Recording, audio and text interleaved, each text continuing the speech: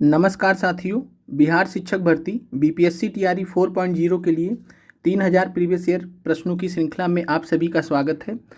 आज हम आपके लिए बीपीएससी टीआरई 1.0 से पीजीटी हिस्ट्री में जो पेपर हुआ था उससे मॉडर्न हिस्ट्री के हम आपके लिए 32 प्रश्न लेकर आए हैं। और पीजीटी हिस्ट्री के अंतर्गत कुल 80 प्रश्न पूछे गए थे और उन 80 प्रश्नों में से 32 प्रश्न आपके मॉडर्न हिस्ट्री के हैं जो सभी के लिए कॉमन है, चाहे पीआरटी के हों, चाहे 6 से 8, चाहे 9 से 10 या फिर पीजीटी भी क्यों ना हो। और साथ में जो जीएस पार्ट सेकंड वाले अभ्यर्थी हैं, आप सभी के लिए मॉडर्न हिस्ट्री के ये कॉमन प्रश्न हैं। और इन प्रश्नों में से बहुत सारे प्रश्न ऐसे हैं जो दोबारा से रिपीट भी हुए हैं। जैसे फॉर एग्जांपल इन प्रश्नों से टीआरई 2.0 में जो 6 से 8 का हिस्ट्री का पेपर हुआ था वहाँ पर प्रश्न आए थे। इसके अलावा टीआरई 3.0 री एग्ज़ाम में पीआरटी में बात करें तो एक प्रश्न आया था क्रांतिकारी मदन लाल ढींगरा जी का, वो भी प्रश्न यहाँ से रिपीट हुआ था। और साथ में आप सभी अभ्यर्थी बहुत अच्छे से तैयारी कर सकते हैं। और हमेशा इस चीज़ का आप सभी लोग ध्यान रखिए कि जो प्रीवियस ईयर क्वेश्चंस हैं वही आपका रामबाण है, लेकिन आपको इस चीज़ का भी जानकारी होना चाहिए कि अगर आप पीआरटी के केवल अभ्यर्थी हैं तो आप केवल पीआरटी के प्रीवियस ईयर क्वेश्चन से आपका काम नहीं चलने वाला है। यही तरीका हमने आपको टीआरई 3.0 के दौरान भी बताया था बहुत सारे अभ्यर्थियों को यूट्यूब पर कि आपको 6 से 8 में भी प्रश्नों को फिल्टर करना होगा, 9 से 10 में भी प्रश्नों को फिल्टर करना होगा, यहाँ तक कि 11-12 में भी प्रश्नों को फिल्टर करना होगा। अभी हिस्ट्री का आपका चल रहा है, एक और टीआरई 2 का पेपर बचेगा, वो भी हम आपको करा देंगे जो मॉडर्न हिस्ट्री के पॉइंट ऑफ व्यू से आपके लिए सही रहेगा। फिर इसके बाद हम आएंगे भूगोल पर। भूगोल से संबंधित जो आपके महत्वपूर्ण प्रश्न हो सकते हैं जो कि पीआरटी के लिए काम आ सकते हैं, जो 6 से 8 के लिए काम आ सकते हैं, और साथ में जीएस पार्ट सेकंड के काम आ सकते हैं, और साथ में टीजीटी भूगोल भी अगर किसी अभ्यर्थी का है तो इन प्रश्नों को जो कॉमन प्रश्न बन सकते हैं उनको भी हम पीजीटी भूगोल से आपके लिए सेलेक्टिवली लाएंगे। उम्मीद करते हैं कि आपको क्लास अच्छी लग रही होगी। और आप सभी अभ्यर्थी जो हम आपके लिए कर रहे हैं, एक हिसाब से आप सभी अभ्यर्थी अपना सपोर्ट ज़रूर एक्सटेंड करिए। और आप अपना सपोर्ट कर सकते हैं लाइक करके, कमेंट करके। आपसे बस हम इतना ही कह रहे हैं कि आप लाइक कर दीजिए, कमेंट कर दीजिए क्लास आपको कैसी लगी। पार्टिसिपेशन आपकी साइड से भी होना बहुत ज़रूरी है। पहला प्रश्न आप सभी के सामने है, 70 नंबर प्रश्न है, और आप सभी अभ्यर्थी जो प्रश्न संख्या रहेगी उसके हिसाब से कमेंट करना है, क्योंकि प्रश्नों की संख्या यहाँ पर सीक्वेंस में नहीं रहेगी। इस वजह से सभी अभ्यर्थी 70 में क्या होगा इस तरीके से आपको कमेंट करना है। चलिए, पहला प्रश्न है, व्यपगत के सिद्धांत के आधार पर किस राज्य का सबसे पहले विलय किया गया था? ऑप्शन ए है सतारा, ऑप्शन बी है संबलपुर, ऑप्शन सी है झांसी। तो व्यपगत सिद्धांत को लाए कौन थे? तो व्यपगत सिद्धांत डॉक्ट्रिन ऑफ लैप्स को लाए थे लॉर्ड डलहौजी। गवर्नर जनरल थे भारत के तत्कालीन लॉर्ड डलहौजी। 1848 से 56 के बीच में भारत के वाइस गवर्नर जनरल रहे हैं लॉर्ड डलहौजी, और यही लेकर आए थे व्यपगत के सिद्धांत डॉक्ट्रिन ऑफ लैप्स, जिसके अंतर्गत अगर किसी राज्य में, किसी भारतीय राज्य में अगर किसी राजा के पास में अगर उनका खुद का पुत्र नहीं होता था, उत्तराधिकारी नहीं होता था, तो उस राज्य को हड़प लिया जाता था। और दत्तक पुत्र का जो कॉन्सेप्ट है, यानी गोद लिए हुए पुत्र का कॉन्सेप्ट खत्म कर दिया गया था इस सिद्धांत के माध्यम से। लॉर्ड डलहौजी ने सबसे पहले सतारा का विलय किया था व्यपगत सिद्धांत के अंतर्गत। राइट आंसर आपका ये है। कब किया था? 1848 में। फिर संभलपुर को किया 1850 में, ये भी आपको ध्यान रखना है। संभलपुर को कब किया? 1850 में। एनसीईआरटी में ये डाटा आपके दिए गए हैं। उदयपुर को कब किया? तो उदयपुर को 1852 में विलय किया गया। उदयपुर 1852 में विलय किया गया। झांसी की अगर हम बात करते हैं तो झांसी के लिए आपको एनसीईआरटी में 1854 वर्ष दिया गया, यही आपको ध्यान रखना है। तो झांसी आपका 1854 है। इसके अलावा नागपुर के लिए 1853 आपको एज पर एनसीईआरटी याद रखना है। तो नागपुर 1853 है, झांसी 1854 है। और सबसे अंततः किस राज्य को हड़पा गया? वो था अवध। अवध को कुशासन के आधार पर हड़पा गया था व्यपगत सिद्धांत के अंतर्गत ही। तो अवध को कुशासन के तौर पर, मिस गवर्नमेंट के तौर पर, और अवध को कब किया गया? 1856 में। इतने डाटा आपको इस प्रश्न से रिलेटेड याद रखने हैं। अगले प्रश्न पे चलते हैं। 70 नंबर प्रश्न का राइट आंसर ए है। अगला प्रश्न आपके सामने है, 1800 ईस्वी में लॉर्ड वेलेजली ने प्रशासनिक सेवकों को प्रशिक्षण देने के लिए फोर्ट विलियम कॉलेज की स्थापना कहाँ पर की थी? आसान प्रश्न आपके लिए, अगर आप ध्यान से लगाएंगे आराम से ये प्रश्न आपका सही हो जाएगा। और ऐसे प्रश्न आपके कॉमन सेंस पर आधारित प्रश्न होते हैं। कॉमन सेंस से रिलेटेड प्रश्न हमने आपको कई बार बताया है। कई बार अगर आप अपने कॉमन सेंस का प्रयोग करते हैं तो अगर आपको नहीं भी पता तब भी आप उस प्रश्न का उत्तर कर सकते हैं। कैसे, आइए देखते हैं। तो लॉर्ड बेलेजली ने 1800 में प्रशासनिक सेवकों को प्रशिक्षण देने के लिए फोर्ट विलियम कॉलेज की स्थापना कहाँ की थी? अगर आपने मॉडर्न हिस्ट्री पढ़ा होगा तो आपने फोर्ट विलियम पढ़ा होगा कि जो फोर्ट विलियम कहाँ किस क्षेत्र को कहा जाता था।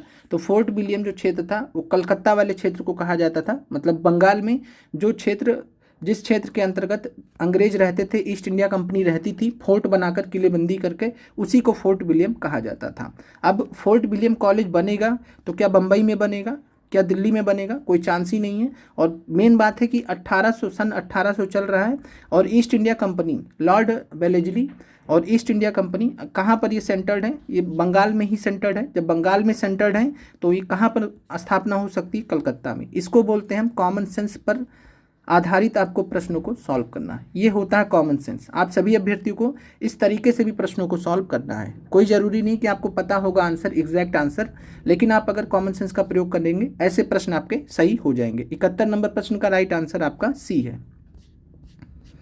अगला प्रश्न है, रेगुलेटिंग एक्ट किस वर्ष पारित किया गया? कमेंट कीजिएगा सभी लोग। ये पीजीटी हिस्ट्री का आप सभी लोग पेपर देख रहे हैं। पीजीटी हिस्ट्री TRE1 का पेपर आप सभी देख रहे हैं। कुल 32 प्रश्न होने वाले हैं। 72 नंबर प्रश्न का आंसर आप संख्या के साथ में कमेंट कीजिए। तो राइट आंसर आपका है बी, 1773। रेगुलेटिंग एक्ट के बारे में हमने डिटेल में चर्चा किया है। रेगुलेटिंग एक्ट के जो है माध्यम से बंगाल के प्रथम गवर्नर जनरल कौन बने थे? तो बंगाल के प्रथम गवर्नर जनरल बने थे लॉर्ड वारेन हेस्टिंग्स। बाकी डिटेल में हमने आपसे चर्चा किया हुआ है। अगले प्रश्न पर चलते हैं। अगला प्रश्न आपका है, सालबाई की संधि से किस युद्ध की समाप्ति हुई थी? कमेंट कीजिएगा अगर आपने पढ़ रखा है। सालबाई की संधि से किस युद्ध की समाप्ति हुई? तो सालबाई की संधि की अगर हम बात करें तो प्रथम आंग्ल मराठा युद्ध हुआ था 1775 से लेकर 1782 में। तो 1775 से लेकर 1782 के बीच में अंग्रेजों और मराठों के बीच में युद्ध हुआ था, जिसे प्रथम आंग्ल मराठा युद्ध कहा जाता है। 1782 में सालबाई की संधि के माध्यम से यह युद्ध समाप्त हुआ था। 1782 में सालबाई की संधि हुई थी।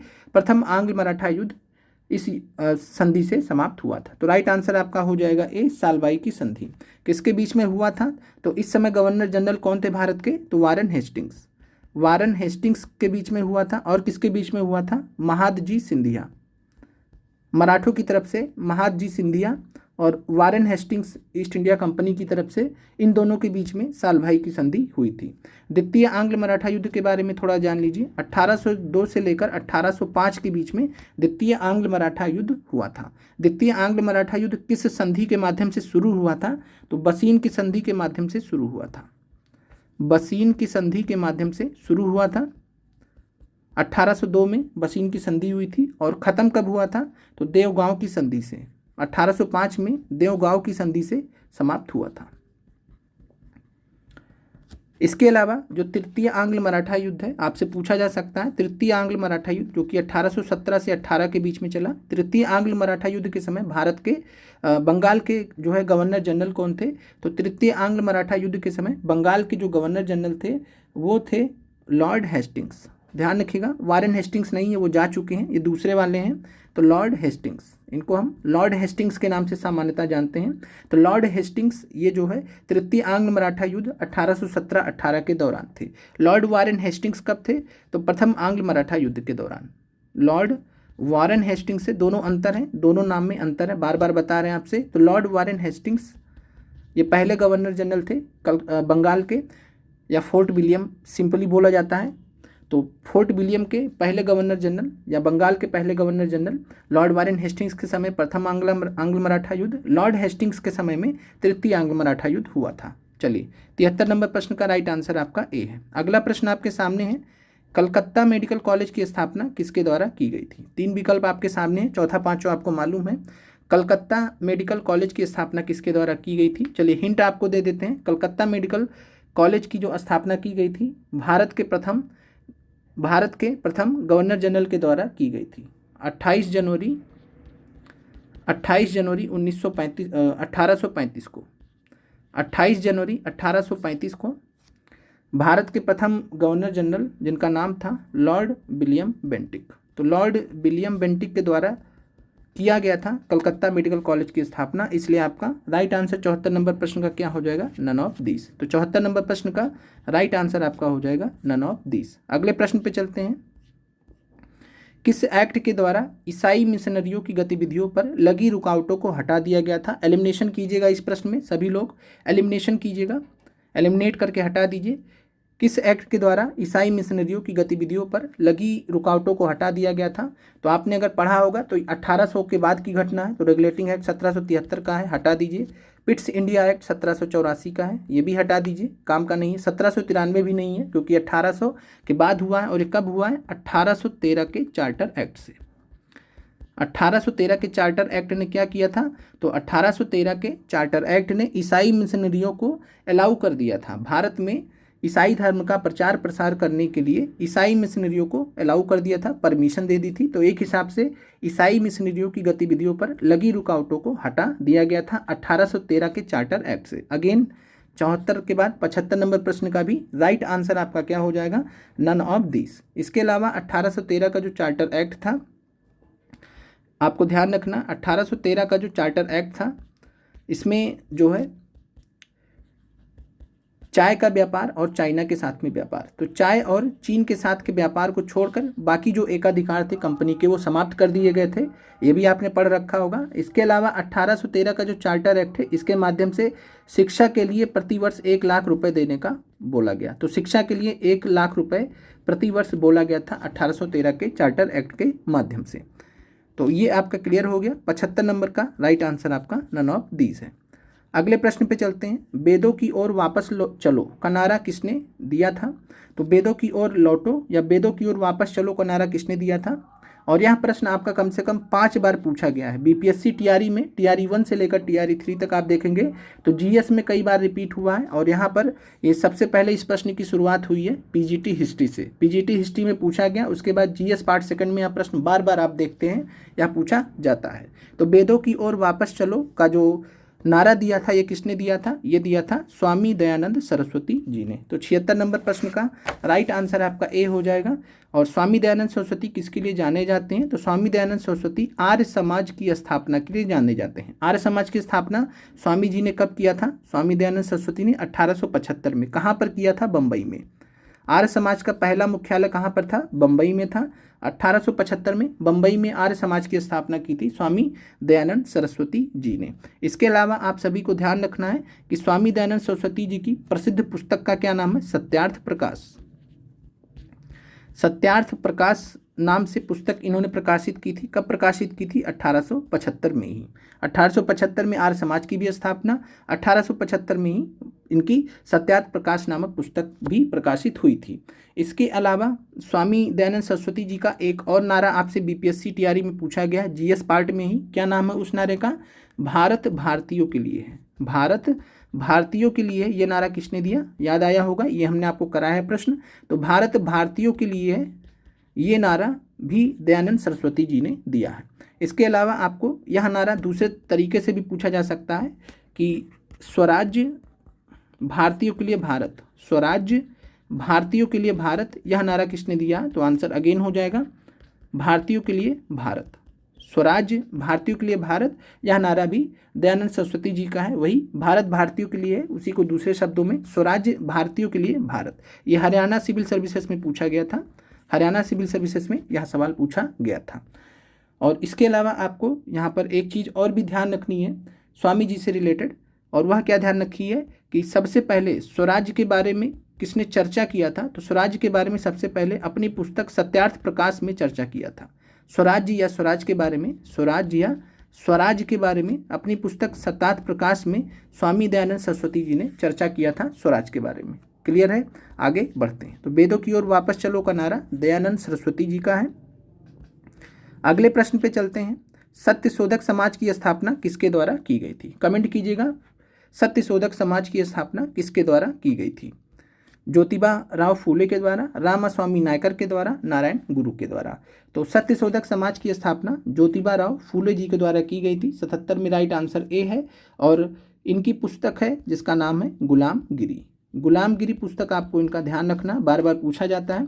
सत्यशोधक समाज की स्थापना कब हुई? गुलामगिरी पुस्तक कब प्रकाशित हुई? दोनों वर्ष समान है, 1873, याद रखिएगा। जिस प्रकार से स्वामी दयानंद सरस्वती जी का आर्य समाज और सत्यार्थ प्रकाश का सेम है, वैसे ही ज्योतिबा राव फूले का सत्यशोधक समाज 1873 में, गुलामगिरी पुस्तक प्रकाशित हुई 1873 में, दोनों वर्ष सेम है। रामास्वामी नायकर पेरियार के बारे में देख लेते हैं। तो रामास्वामी नायकर पेरियार के नाम से जाने जाते थे। इन्होंने कौन सा आंदोलन चलाया था? आत्मसम्मान आंदोलन। आत्मसम्मान आंदोलन, self respect movement, self respect movement, आत्मसम्मान आंदोलन, self respect movement Ramaswamy Naicker Periyar ने चलाया था 1925 में, याद रखिएगा। इसके अलावा नारायण गुरु जी की बात करें तो नारायण गुरु जी ने जो है ये केरल की जो सबसे बड़ी दलित जाति है, केरल की जो सबसे ज़्यादा कह सकते हैं सबसे बड़ी जो दलित जाति है, एझावा नाम से, एझावा या इझावा भी बोलते हैं। तो एझावा दलित जाति, सबसे बड़ी दलित जाति है केरल की, उसी से संबंधित थे नारायण गुरु और दलितों के उत्थान के लिए इन्होंने कार्य किया था। 1902 में, जो आपसे पूछा जा सकता है, 1902 में इन्होंने श्री नारायण गुरु धर्म परिपालन योगम की स्थापना किया था इन्होंने। SNDP भी बोला जाता है शॉर्ट में। तो श्री नारायण गुरु धर्म परिपालन योगम की स्थापना इन्होंने किया था नारायण गुरु ने 1902 में।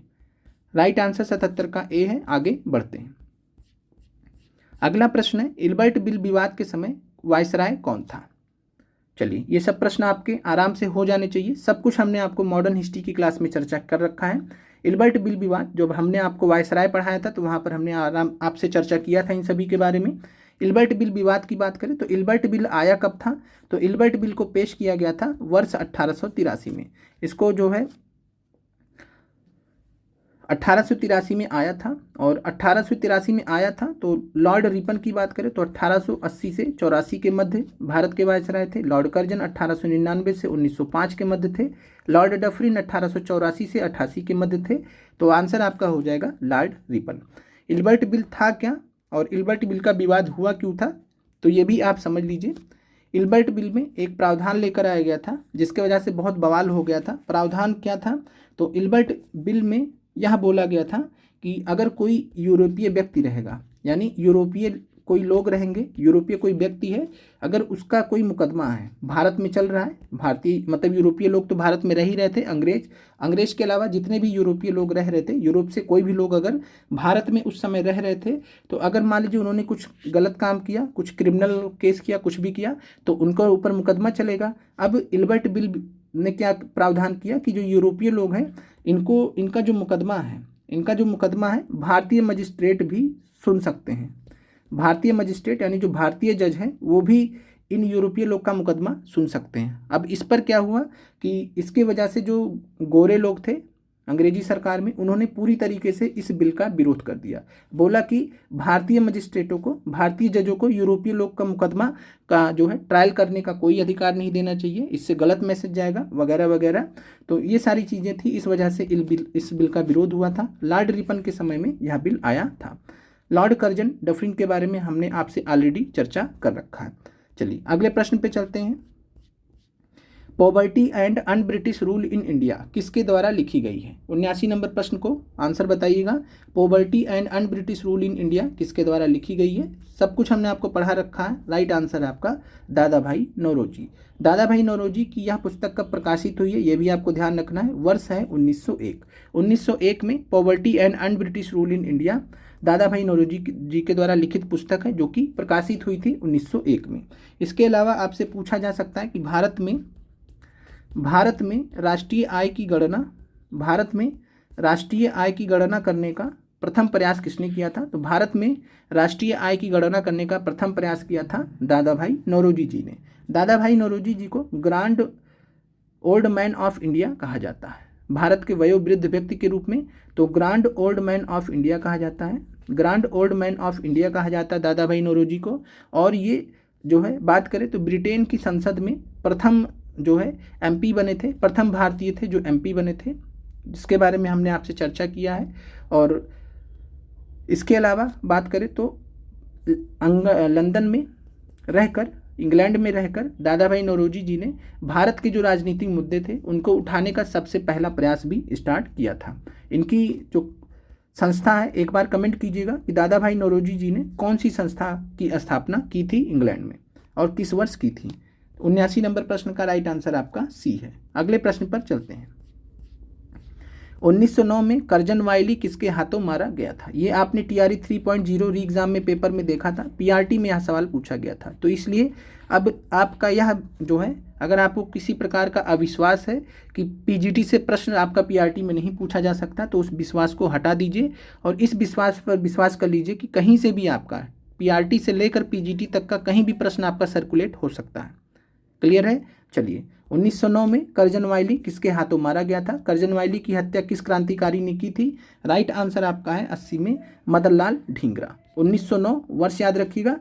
कहाँ पर किया था, लंदन में किया था। दामोदर चापेकर की बात करें तो दामोदर चापेकर से रिलेटेड आपका ये PRT में पूछा गया था। कब पूछा गया था, ये पूछा गया था 15 मार्च वाले पेपर में। चापेकर बंधुओं की बात करें तो चापेकर बंधुओं से रिलेटेड आप ध्यान रखिएगा, चापेकर बंधुओं में 3 बंधु आते हैं। चापेकर बंधुओं में 3 बंधु आते हैं और तीनों ही नाम यहाँ पर अगर हम बात करें तो श्री कृष्ण भगवान के पर्यायवाची हैं। दामोदर, दूसरे पहले भाई का नाम दामोदर हरि चापेकर है, दूसरे भाई का नाम है बाल कृष्ण हरि चापेकर और तीसरे भाई का नाम है वासुदेव हरि चापेकर। तो सभी जो है कृष्ण भगवान के यहाँ पर पर्यायवाची है। तो आपको याद करने में चापेकर बंधुओं को आसानी रहेगी। दामोदर हरि चापेकर, बालकृष्ण हरि चापेकर, वासुदेव हरि चापेकर, इनको संयुक्त रूप से 3 भाई थे। इनको चापेकर बंधुओं के नाम से जाना जाता था।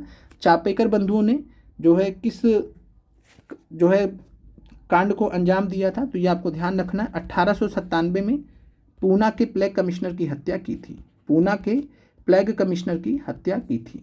प्लेग कमिश्नर जिसका नाम था WC रैंड। तो WC रैंड की हत्या की थी और रैंड के साथ में कर्नल आयस्ट भी मौजूद थे, उनको भी इन लोगों ने गोली मारी थी। तो कर्नल आयस्ट और WC रैंड की हत्या की थी चापेकर बंधुओं ने। वर्ष था 1897। चलिए आगे बढ़ते हैं। राइट आंसर आपका बी है।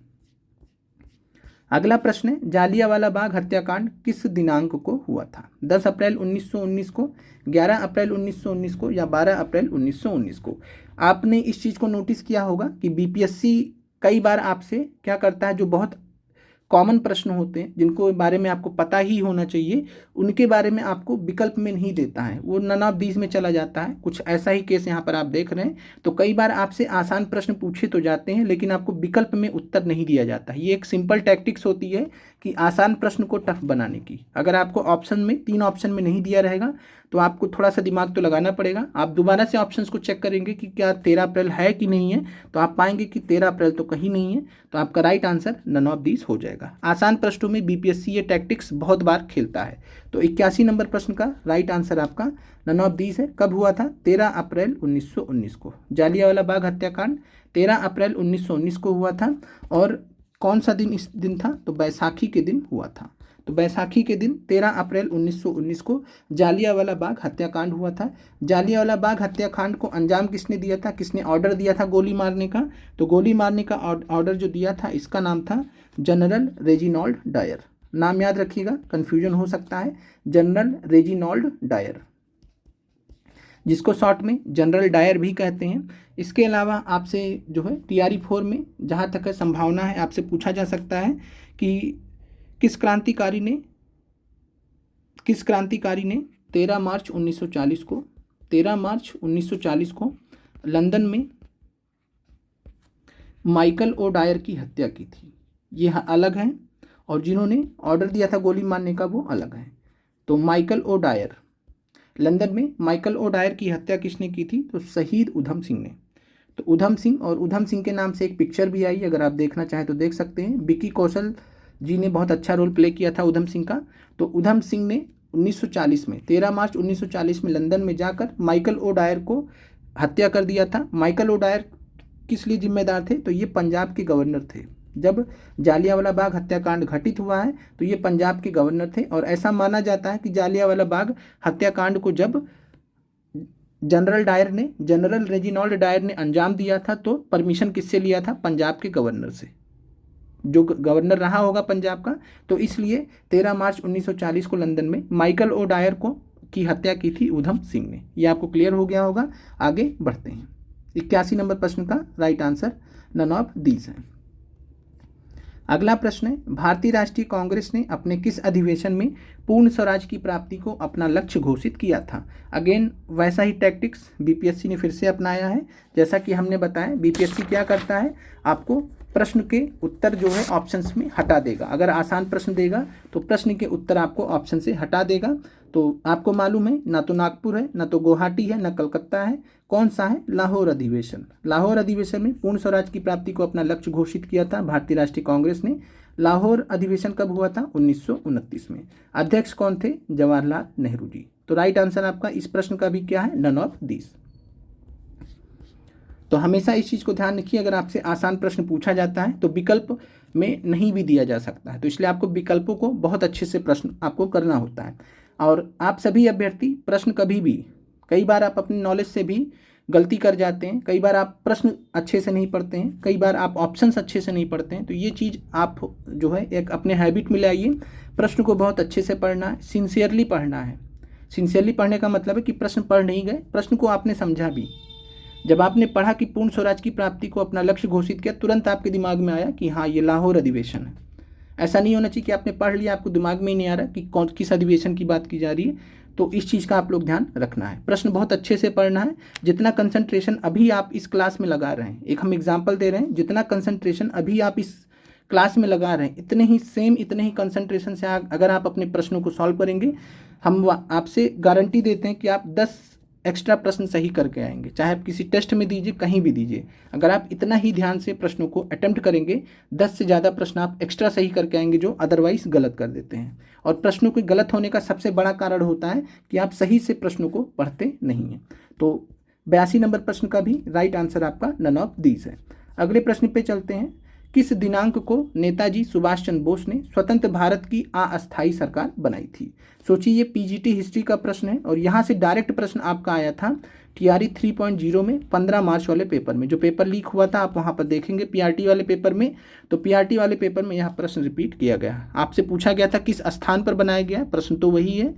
पूछा गया था किस स्थान पर सुभाष चंद्र बोस ने स्वतंत्र भारत की अस्थायी सरकार बनाई थी? आंसर था सिंगापुर। तो प्रश्न रिपीट होते हैं, पीआरटी से पीजीटी तक रिपीट होते हैं, बीच में भी 6 से 8 में भी रिपीट होते हैं। तो ये कहने का मतलब है आपको पूरा पढ़ना होगा, सब कुछ नहीं, जितना हम आपको करा रहे हैं बस उतना ही। अब जैसे पीजीटी हिस्ट्री के 80 में से बस हमने 32 प्रश्न आपको बता दिए कि पीआरटी को 32 प्रश्न करने, बस यही 32 प्रश्न तैयार कर जाइए। और अब बहुत सारे ऐसे लोग भी होंगे, चलिए 32 करा दिया सर ने, अब बाकी के जो है 48 प्रश्न भी देख लेते हैं, वो आपके काम के नहीं है। जिनका 6 से 8 है, जिनका टीजीटी है, उनको देखना चाहिए, पीआरटी के लिए नहीं है। तो किस दिनांक को नेताजी सुभाष चंद्र बोस ने स्वतंत्र भारत की अस्थायी सरकार बनाई थी या बनाने की घोषणा की थी? 21 अक्टूबर 1943। राइट आंसर आपका 83 में बी है। और स्थान क्या था, किस स्थान पे बनाया था? सिंगापुर में। और इसके अलावा एक घटना और भी हुई थी यहाँ पर, उसके बारे में हम आगे चर्चा करेंगे, वहाँ से भी प्रश्न आपसे पूछा गया है। चलिए अगले प्रश्न पे चलते हैं। भारत की स्वतंत्रता के समय ब्रिटेन का प्रधानमंत्री कौन था? विंस्टन चर्चिल थे, क्लीमेंट एटली थे, या नेविल चैम्बरलेन थे? तो विंस्टन चर्चिल की बात करें तो विंस्टन चर्चिल द्वितीय विश्व युद्ध के समय ब्रिटेन के प्रधानमंत्री थे। तो द्वितीय विश्व युद्ध के समय 1940 से 45 के मध्य विंस्टन चर्चिल ब्रिटेन के प्रधानमंत्री थे। क्लीमेंट एटली भारत की स्वतंत्रता के समय ब्रिटेन के प्रधानमंत्री थे। तो ब्रिटेन के प्रधानमंत्री, भारत की स्वतंत्रता जब मिली है, क्लीमेंट एटली थे। एटली की घोषणा आपने पढ़ रखा होगा, एटली की घोषणा आपने पढ़ रखा होगा कि हम भैया जून 1948 तक भाग जाएंगे। वो आपको याद आया होगा कि जून 1948 तक भागने की बात की थी क्लेमेंट एटली ने, तो वही थे ब्रिटेन के प्रधानमंत्री। इसके अलावा आपसे पूछा जा सकता है 1857 की क्रांति के दौरान ब्रिटेन के प्रधानमंत्री कौन थे? तो 1857 की क्रांति के दौरान ब्रिटेन के जो प्रधानमंत्री थे ये थे लॉर्ड पामरस्टोन, लॉर्ड पामरस्टन। तो लॉर्ड पामरस्टन ये थे 1857 की क्रांति के दौरान। 84 नंबर प्रश्न का राइट आंसर आपका बी है। अगले प्रश्न पर चलते हैं। अब 84 के बाद बीच के प्रश्न आपके काम के नहीं हैं, तो अब 95 नंबर प्रश्न पर हम चलते हैं। आपका पोस्ट इंडियन हिस्ट्री से, मतलब भारत की स्वतंत्रता के पश्चात भी आपसे कुछ प्रश्न पूछे जा सकते हैं, जिनमें एक ही महत्वपूर्ण प्रश्न है। इस बार पीआरटी में भी जो है स्वतंत्रता के पश्चात 2 प्रश्न आपसे पूछे गए थे, तो उन प्रश्नों की सीरीज में ये प्रश्न आपके लिए इंपॉर्टेंट हो सकता है। किस भारतीय नेता का गुट निरपेक्ष आंदोलन की स्थापना में बहुत ही बड़ा हाथ था? गुट निरपेक्ष आंदोलन, जिसको नॉन अलाइनमेंट मूवमेंट बोला जाता है, नॉन अलाइनमेंट मूवमेंट बोला जाता है, इसकी स्थापना हुई थी 1961 में। इसमें 5 देश शामिल थे, 5 देश शामिल थे। और भारत की तरफ से बात करें तो भारत के प्रधानमंत्री थे जवाहरलाल नेहरू 1961 में। तो महात्मा गांधी है ही नहीं, 1948 में जा चुके हैं। राजेंद्र प्रसाद जी की बात करें तो भारत के राष्ट्रपति थे। जवाहरलाल नेहरू जी की बात करें तो 1961 में प्रधानमंत्री के तौर पर इन्होंने गुट निरपेक्ष आंदोलन में भाग लिया था और 1961 में स्थापना किया गया था गुट निरपेक्ष आंदोलन का। तो नॉन अलाइनमेंट मूवमेंट कब शुरू हुआ है? 1961 में शुरू हुआ। 5 देश इसमें शामिल थे। इसमें इजिप्ट के भी प्रेसिडेंट थे जो कि इसमें शामिल थे, जिनका नाम था नासिर करके थे। और भारत की तरफ से जवाहरलाल नेहरू जी का बड़ा योगदान था। तो भारत भी जो है इसके संस्थापक सदस्यों में आता है, नॉन अलाइनमेंट मूवमेंट के, गुट निरपेक्ष आंदोलन के। अगले प्रश्न पे चलते हैं। भारत में भू राजस्व संग्रहण की विभिन्न व्यवस्थाओं में से ईस्ट इंडिया कंपनी ने किसे प्रारंभ किया था? यह सेम टू सेम प्रश्न आपका टीआरई 1 का प्रश्न है। 6 से 8 में हिस्ट्री में रिपीट हुआ है, 6 से 8 हिस्ट्री में यह प्रश्न रिपीट हुआ, सेम टू सेम प्रश्न रिपीट हुआ है। तो भारत में भू राजस्व संग्रहण की विभिन्न व्यवस्थाओं में से ईस्ट इंडिया कंपनी ने सबसे पहले अस्थायी बंदोबस्त को प्रारंभ किया 1793 में लॉर्ड कॉर्नवालिस ने। तो 1793 में लॉर्ड कॉर्नवालिस ने अस्थायी बंदोबस्त शुरू किया था ईस्ट इंडिया कंपनी के अंतर्गत। तो 1793 में लॉर्ड कॉर्नवालिस ने बंगाल प्रांत में अस्थायी बंदोबस्त लागू किया था। ये हो गया आपका। बिहार में भी 1793 में ही लागू हुआ था। फिर आता है नंबर रैयतवाड़ी का। रैयतवाड़ी 1820 में आया था। रैयतवाड़ी आया था 1820 में। और इसको पेश किसने किया था? तो मद्रास प्रांत के जो गवर्नर थे, मद्रास प्रांत के जो गवर्नर थे, मद्रास क्षेत्र में ही किया गया था। और मद्रास प्रांत के गवर्नर थे थॉमस मुनरो। थॉमस मुनरो ने रैयतवाड़ी को पेश किया था। रैयतवाड़ी जो व्यवस्था थी इसको तैयार किसने किया था? तो रैयतवाड़ी व्यवस्था को तैयार किया था कैप्टन अलेक्जेंडर रीड ने। कैप्टन अलेक्जेंडर रीड ने। तो कैप्टन अलेक्जेंडर रीड का नाम याद रखिएगा। थॉमस मुनरो ने लागू किया था रैयतवाड़ी व्यवस्था को 1820 में मद्रास प्रांत में। महालवाड़ी की बात करते हैं तो महालवाड़ी को जो है लाए कौन थे? तो महालवाड़ी के पीछे होल्ट मैकेंजी का हाथ था। होल्ट मैकेंजी ने महालवाड़ी व्यवस्था को तैयार किया था। 1822 में महालवाड़ी को लागू किया गया था। महालवाड़ी को लागू कहाँ किया गया था? तो महालवाड़ी को लागू किया गया था अवध प्रांत में और पंजाब में। तो अवध प्रांत वाले क्षेत्र में, अवध आगरा वाला क्षेत्र और पंजाब वाले क्षेत्र में महालवाड़ी को लागू किया गया था। भारत में अगर हम बात करें तो रैयतवाड़ी के अंतर्गत सबसे ज़्यादा जो क्षेत्र था वो रैयतवाड़ी के अंतर्गत, भारत का 51% जो भूमि था वो रैयतवाड़ी व्यवस्था के अंतर्गत था। महालवाड़ी 30% था और अस्थायी बंदोबस्त सबसे कम 19% था। ये आपको ध्यान रखना है। रैयतवाड़ी में डायरेक्ट किसान अंग्रेजी सरकार को लगान देते थे या राजस्व देते थे। आगे बढ़ते हैं। अस्थायी बंदोबस्त को जमींदारी व्यवस्था भी कहते हैं। इससे जमींदारों का एक नया वर्ग उत्पन्न हुआ था। तो राइट आंसर आपका क्या हो जाएगा? रैयतवाड़ी भी है, महालवाड़ी भी है, अस्थायी बंदोबस्त भी है। तो आपका 104 में राइट आंसर आपका हो जाएगा उपयुक्त में से एक से अधिक। अगले प्रश्न पे चलते हैं। भारतीय कृषि के व्यवसायीकरण ने ब्रिटिश पूंजीपति वर्ग को ही लाभान्वित किया है लेकिन भारतीय कृषक वर्ग को नहीं। यह किसने लिखा है? तो यह स्टेटमेंट जो है रजनी पाम दत्त से रिलेटेड है, आरपी दत्त से रिलेटेड है। तो आरपी दत्त जी का स्टेटमेंट है ये, याद रखिएगा, पूछा गया है तो मे भी रिपीट हो जाए। तो 105 नंबर प्रश्न का राइट आंसर है रजनी पाम दत्त। अगले प्रश्न पे चलते हैं। ब्रिटेन के औद्योगिक वर्ग की बढ़ती हुई शक्ति ही भारतीय हस्तकारी के निर्यात के पतन के लिए जिम्मेदार थी। यह किसने लिखा है? तो ब्रिटेन के औद्योगिक वर्ग की बढ़ती हुई शक्ति भारतीय हस्तकारी यानी जो इंडियन हैंडीक्राफ्ट्स थे उनके निर्यात का पतन के लिए जिम्मेदार थी। AR देसाई जी का स्टेटमेंट है। तो राइट आंसर आपका ए है, AR देसाई। अगला प्रश्न है 1857 की क्रांति को भारतीय स्वतंत्रता का प्रथम युद्ध किसने कहा था? ये भी कल हमने आपसे डिस्कस किया था कि बहुत बार ये प्रश्न रिपीट हुआ है, GS में भी पूछा जाता है, साथ में PGT से लेकर PRT तक में सबसे ज़्यादा प्रश्न अगर रिपीट होते हैं तो यही प्रश्न। भारतीय स्वतंत्रता का प्रथम युद्ध कहा था? BD सावरकर ने, विनायक दामोदर सावरकर ने। और RC मजूमदार की बात करें तो ये हमने कल आपसे बात किया था, ना तो पहला था ना तो पहला था, ना ही राष्ट्रीय था और ना ही स्वतंत्रता संग्राम था। तो आरसी मजूमदार जी ने 1857 की क्रांति को क्रांति ही नहीं माना है। अगर ऐसे भी प्रश्न पूछा जा सकता है कि निम्नलिखित में से किस लेखक ने 1857 की क्रांति को क्रांति नहीं माना, तो आरसी मजूमदार आपका आंसर हो जाएगा। ना तो पहला था, ना तो राष्ट्रीय था, ना ही स्वतंत्रता संग्राम था। इनके अकॉर्डिंग बीडी सावरकर ने भारतीय स्वतंत्रता का प्रथम युद्ध माना है, first war of Indian independence माना है। इसके अलावा आपको जो ध्यान रखना वो याद रखिएगा, हिंदू मुस्लिम षड्यंत्र कल आपने देखा है 1857 की क्रांति को हिंदू मुस्लिम षड्यंत्र किसने कहा था? हिंदू मुस्लिम षड्यंत्र किसने कहा था? तो ये कहा था सर जेम्स आउटरम ने। और सर जेम्स आउटरम के साथ में एक व्यक्ति और थे, ये भी आपको ध्यान रखना है, सर जेम्स आउटरम और डब्ल्यू टेलर। तो सर जेम्स आउटरम और डब्ल्यू टेलर ने 1857 की क्रांति को हिंदू मुस्लिम षड्यंत्र कहा है, या सिंपल में षड्यंत्र भी आपको दिया जा सकता है। इसके अलावा आपको ध्यान रखना है सर जॉन सीले ने क्या कहा है? तो सर जॉन सीले ने क्या कहा है? सर जॉन सीले ने और लॉरेंस इनके साथ में थे, लॉरेंस याद भी रखिए, छोड़ दीजिए। तो सर जॉन सीले ने सिपाही विद्रोह कहा है, याद रखिएगा, पूछा जा सकता है। 1857 की क्रांति को किसने सिपाही विद्रोह कहा? सर जॉन सीले ने। इसके अलावा टी.आर. होम्स का आप याद रखिएगा, आखिरी है टी.आर. होम्स। टी.आर. होम्स की बात करें तो इन्होंने सभ्यता और बर्बरता का संघर्ष कहा था। सभ्यता और बर्बरता के बीच में संघर्ष कहा था।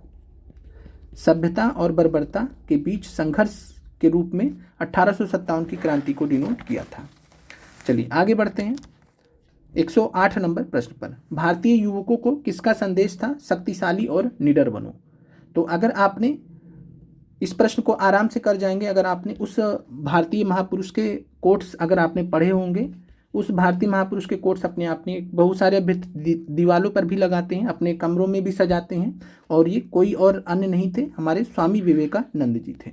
शक्तिशाली और निडर बनो, इनसे रिलेटेड आपने इनका कोट्स भी पढ़ा होगा। क्या कोट्स आपने पढ़ा है अभी तक, या देखा या चिपकाया है, तो आप कमेंट कर सकते हैं। स्वामी विवेकानंद, शक्तिशाली और निडर बनो। स्वामी विवेकानंद की बात करें तो 1893 में ये गए थे भारत की तरफ से शिकागो में, अमेरिका के शिकागो में विश्व धर्म संसद में भाग लेने। विश्व धर्म संसद में भाग लेने वाले भारतीय कौन थे 1893 में? तो विश्व धर्म संसद में शिकागो में 1893 में स्वामी विवेकानंद जी गए थे। स्वामी विवेकानंद जी की बात करें तो 1897 में रामकृष्ण मिशन, इनके गुरु थे रामकृष्ण परमहंस, उन्हीं के नाम से रामकृष्ण मिशन स्टार्ट किया था स्वामी विवेकानंद जी ने 1897 में। अगले प्रश्न पर चलते हैं। अगला प्रश्न है, किसने जागरूक हिंदुओं के विरुद्ध याचना का आयोजन किया जो सती के जलाने के पक्षधर थे? तो आराम से इस प्रश्न को आप कर सकते हैं। अगर आपको इतना मालूम है कि सती के विरुद्ध किसने आंदोलन किया था, सती के विरुद्ध किसने आंदोलन किया था, और उन्हीं के परिणाम स्वरूप 1829 में लॉर्ड विलियम बेंटिक, जो कि उस समय बंगाल के गवर्नर जनरल थे, लॉर्ड विलियम बेंटिक जो कि बंगाल के अंतिम गवर्नर जनरल भी थे, तो लॉर्ड विलियम बेंटिक ने 1829 में सती प्रथा को समाप्त कर दिया था कानून के माध्यम से। तो कानून पारित करके 1829 में सती प्रथा को लॉर्ड विलियम बेंटिक ने समाप्त कर दिया था और जागरूक हिंदुओं के विरुद्ध याचना का आयोजन किया था जो सती के जलाने के पक्षधर थे राजा राम मोहन रॉय जी ने। राइट आंसर आपका ए है। अगले प्रश्न पे चलते हैं। कांग्रेस संगठन में उदारवादियों पर आक्रमण करने के लिए सुरक्षित वाल्व सिद्धांत का किसने प्रयोग किया था? तो कांग्रेस संगठन में उदारवादियों पर आक्रमण करने के लिए, देखिए उदारवादी थे, अब सोचिए उदारवादी पर आक्रमण कौन करेगा? थोड़ा सा कॉमन सेंस वाला प्रश्न आपके सामने अगेन है। अगर आप प्रश्न पर ध्यान देंगे कभी आपका गलत नहीं होगा, भले आपको मालूम हो या ना हो। क्या आपको यहाँ क्या पूछा गया है? उदारवादियों पर आक्रमण करने के लिए। उदारवादियों पर आक्रमण कौन करेगा? खुद से सोचिए। उग्र राष्ट्रवादी करेगा, उग्र राष्ट्रवादी या गर्म दल जिसको बोलते थे। तो उग्र राष्ट्रवादी या गर्म दल का नेता, यहाँ पर एकमात्र गर्म दल का नेता कौन है? कमेंट करके बताइएगा। सभी लोग कहेंगे लाला लाजपत राय। देखिए प्रश्न आसान हो गया नहीं हो गया, ये होता है कॉमन सेंस, ये होता है एलिमिनेशन, कॉमन सेंस और प्लस एलिमिनेशन। चलिए क्या आपको लगता है टैक्टिक्स पर और कॉमन सेंस और एलिमिनेशन से देखिए कितना आसानी से प्रश्न सॉल्व हो गया। भले आपने कभी अपने जीवन में नहीं पढ़ा हो इस प्रश्न को, लेकिन प्रश्न को पकड़ने का बहुत सारा तरीका होता है। सब कुछ हम आपको सिखाकर परीक्षा में भेजेंगे और आप सभी जानते हैं जो भी अभ्यर्थी हमसे जुड़े हुए हैं, अभी तो शुरुआत आपकी चल रही है, बहुत आगे तक आपको हम ले जाएंगे, परीक्षा में आपको सफल कराना हमारी नैतिक जिम्मेदारी है। इस चीज़ को आप लोग ध्यान रखिएगा। हमको ये आपको यहाँ पर पेड बैच में बांध के नहीं रख रहे हैं, हम आपसे जुड़े हुए हैं और नैतिक रूप से आपको सफल करना हमारी जिम्मेदारी है। अब वो कैसे होगा वो हमारी जिम्मेदारी है, हर तरीके से हम आपको लैस करके भेजेंगे। अभी समय है आपका सिलेबस खत्म करने का, तो सिलेबस खत्म किया जा रहा है हर प्रकार से। लाला लाजपत राय आपका राइट आंसर है। सुरक्षित वाल्व सिद्धांत क्या था? सुरक्षित वाल्व सिद्धांत, सुरक्षित वाल्व सिद्धांत ये था, लाला लाजपत राय जी ने सुरक्षित वाल्व सिद्धांत दिया था। सुरक्षित वाल्व सिद्धांत यह मानता था कि कांग्रेस की स्थापना ही हुई है कि भारत में आंदोलन ना हो पाए। जैसे 1857 की क्रांति हुई, फिर कांग्रेस की स्थापना जब 1885 में हुई, तो ये हुआ कि अब कोई भी मान लीजिए कुछ भी अगर आंदोलन टाइप का उठेगा तो वो कांग्रेस के में आके एब्जॉर्ब हो जाएगा, सभी लोग कांग्रेस तक पहुंचेंगे तो कांग्रेस उसको डील कर लेगी। तो इसलिए अंग्रेजों ने सुरक्षित अपने आप को सुरक्षित करने के लिए कांग्रेस को स्थापना होने दिया, ऐसा मानना था लाला लाजपत राय जी का। और कांग्रेस की स्थापना किया कि किसने था? अंग्रेज अधिकारी था अलेक्जेंडर ऑक्टेव ह्यूम ने। इस चीज को सपोर्ट करने के लिए इन्होंने यह आर्गुमेंट रखा था। अगले प्रश्न पर चलते हैं।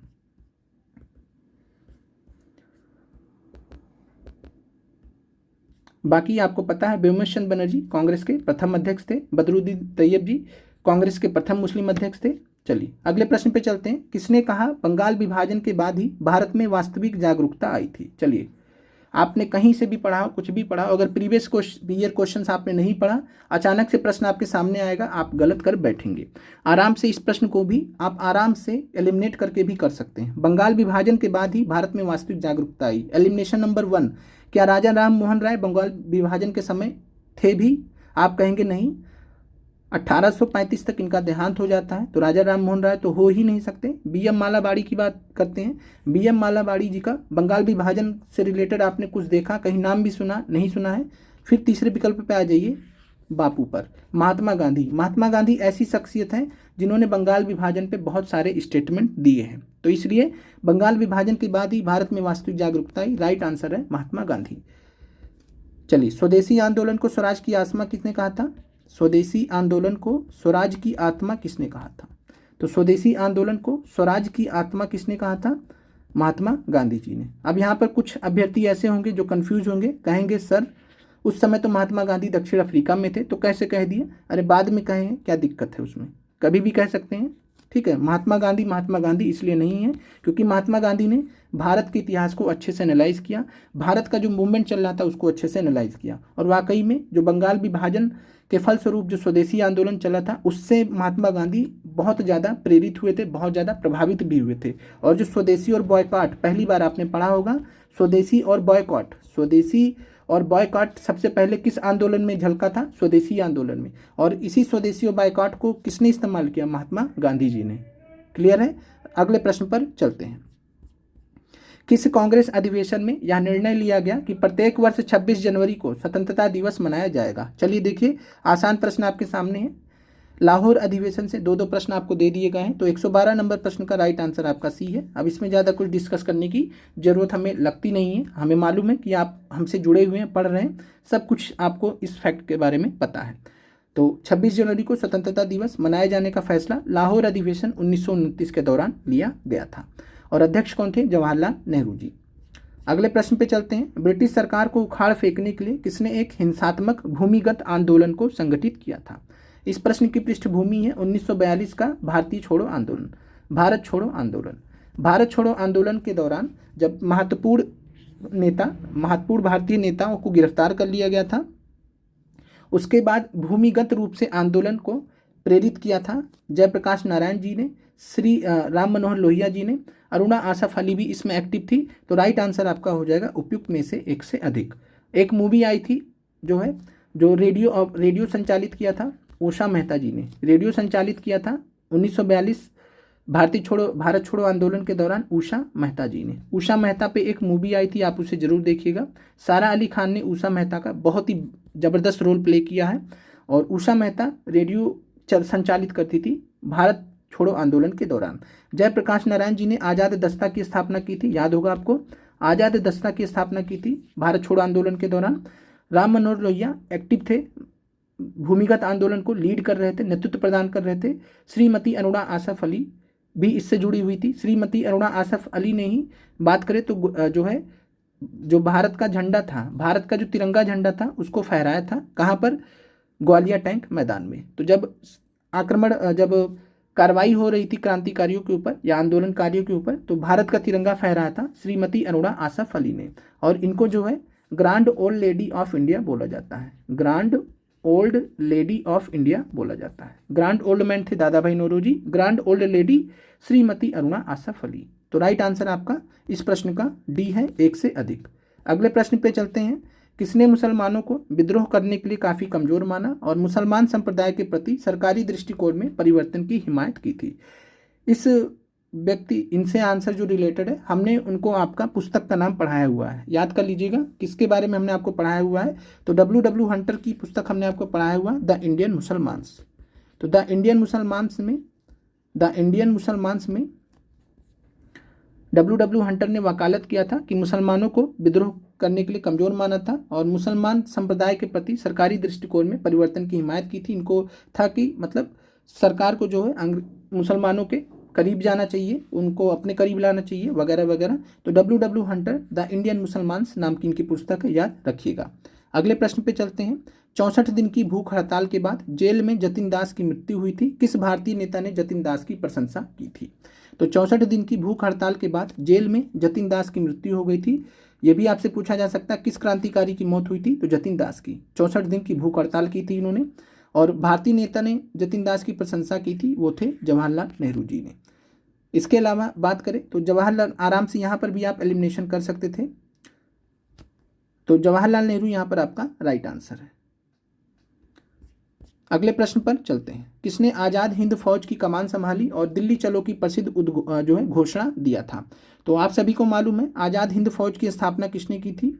आज़ाद हिंद फौज की स्थापना किसने की थी? आज़ाद हिंद फौज की स्थापना की थी मोहन सिंह ने, कैप्टन मोहन सिंह ने आज़ाद हिंद फौज की स्थापना की थी। रास बिहारी बोस ने अपना योगदान दिया था, आज़ाद हिंद फौज से जुड़े हुए थे। लेकिन जब भी आपसे पूछा जाएगा किसने आज़ाद हिंद फौज की स्थापना की, तब आपको आंसर कैप्टन मोहन सिंह ही मानना है। इस चीज़ को लेकर आप क्लियर रहिए। मोहन सिंह ने 21 अक्टूबर 1943 को जब अंतरिम सरकार बना दी गई सुभाष चंद्र बोस जी के द्वारा, उपरोक्त प्रश्न में आपने देखा है 21 अक्टूबर को अंतरिम सरकार जब बना दी गई आज़ादी के लिए, तो दिल्ली चलो की प्रसिद्ध उद्घोषणा भी की थी सुभाष चंद्र बोस जी ने। और साथ में जो है आज़ाद हिंद फौज की जो कमान थी वो संभाल ली थी सुभाष चंद्र बोस जी ने।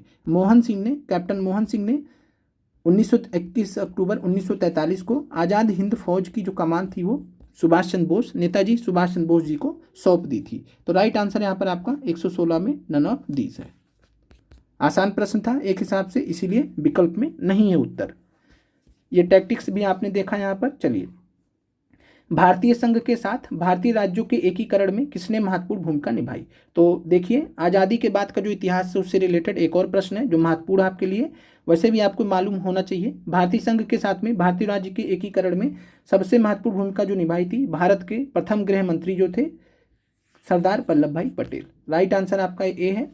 चाहे बात जम्मू कश्मीर के अधिग्रहण की हो, चाहे बात अन्य भारतीय रियासतों की हो, सरदार वल्लभ भाई पटेल का जो काम था जबरदस्त था। आज भारत एक हुआ तो इन्हीं की वजह से। राइट आंसर 117 में ए है। प्रथम पंचवर्षीय योजना 1951 से 56 केवल समर्पित थी। तो प्रथम पंचवर्षीय योजना को हम हेरोल्ड डॉमर मॉडल पर आधारित मानते हैं। तो पहला फैक्ट आपको ध्यान रखना, हेरोल्ड डॉमर मॉडल पर आधारित थी। कृषि विकास को ये समर्पित थी, पहला चीज। औद्योगिक विकास को समर्पित थी दूसरी पंचवर्षीय योजना। 1956 से 61 5 साल के लिए जोड़ दीजिए, पहला 1951 से 56 तो दूसरा 1956 से 61। औद्योगिक विकास को समर्पित थी, पीसी महालनोबिस पर के द्वारा बनाई गई थी, इसलिए इसको महालनोबिस मॉडल पर आधारित बोलते हैं। महालनोबिस मॉडल पर आधारित बोलते हैं।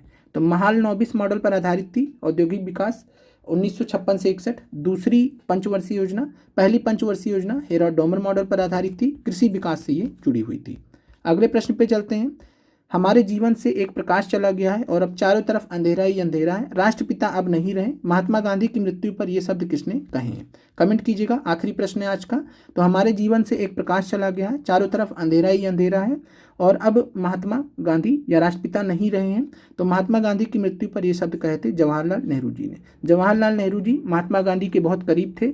महात्मा गांधी एक हिसाब से अपना उत्तराधिकारी भी जवाहरलाल नेहरू जी को मानते थे और कुछ यूं ही कह सकते हैं कि महात्मा गांधी जी का सपोर्ट था कि जवाहरलाल नेहरू जो है अंतरिम सरकार में लीड कर रहे थे। उसके बाद भारत के प्रथम प्रधानमंत्री भी जवाहरलाल नेहरू बने, तो उसमें काफ़ी हद तक एक रोल था महात्मा गांधी जी का। तो महात्मा गांधी जी से सबसे ज़्यादा जो अटैच थे जवाहरलाल नेहरू जी। राइट आंसर आपका सी है। उम्मीद करते हैं प्रश्न आपको अच्छे लगे होंगे। कमेंट कीजिएगा 32 में से कितने प्रश्न आपके सही हुए। और आज शाम हम आपसे मिलेंगे जो है 4 बजे। तो 4 बजे आपकी नेक्स्ट क्लास होगी। सभी लोग अवेलेबल रहिएगा 4 बजे लाइव। आप लोगों का देखने के लिए बहुत बहुत धन्यवाद।